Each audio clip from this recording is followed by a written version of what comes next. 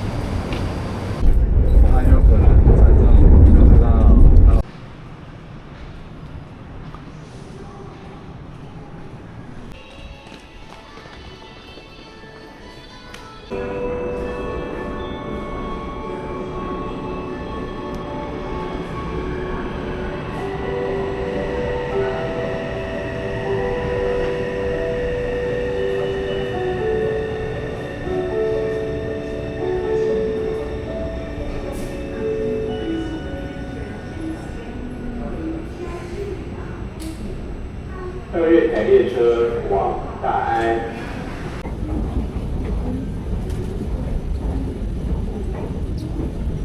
请扣上。按键扣起扣起来哈。好。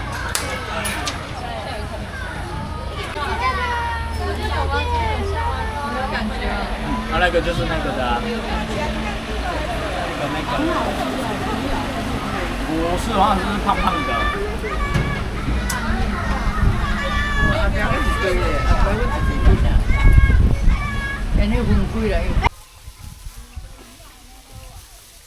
Going to one of the nearest night market sa pinagtutuluyan ko. At nakagising ko lang kasi wala akong tulog. Tapos pag pinagod ko yung sarili ko, kakapaikot-ikot sa mga train station at saka sa zoo hapon. So, lakad lang tayo papunta sa nearest night market. Kung hindi tayo food for dinner at saka kung meron tayo makita for breakfast.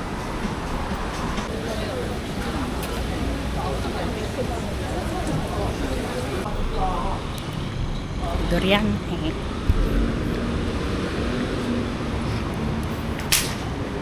Pauwi na ako galing night market. Tapos dumaan ako Carrefour. Nag-canvas ako ng mga apple cakes. Ganun.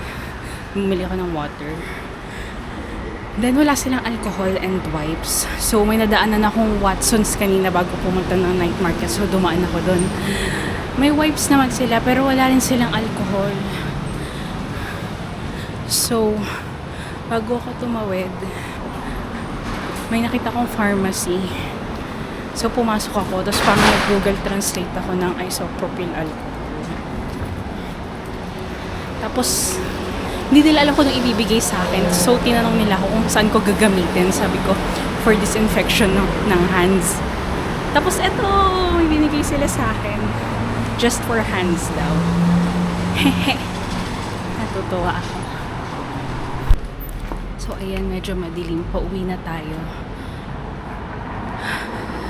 Yung tong araw na to, pinagod ko talaga yung sarili ko. First day. Pero, I'm getting there. Charot. Ano ba? I'm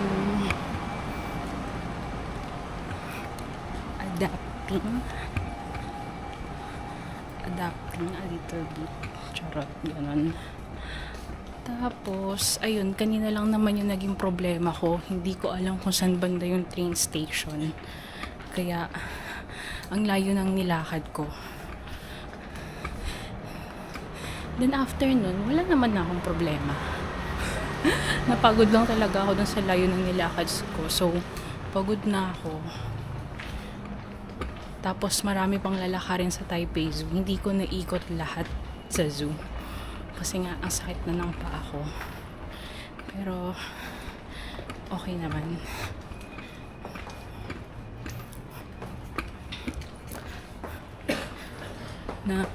Gawa ko naman yung mga pinaplano ko on my first day kahit papano. At nakakasurvive naman ako mag-isa. Hehe. Aabot pa naman ata ako ng 28, no? Ito, dito tayo sa street ng hostel ko. Tcharan! Ang sabi nila, naglalak daw sila pagdating ng 9. So, feeling ko nakalak na to. So, kailangan na natin gamitin yung keycard pagpapasok. Eto, ang ganda ng mga street art. Ito na yung hostel ko.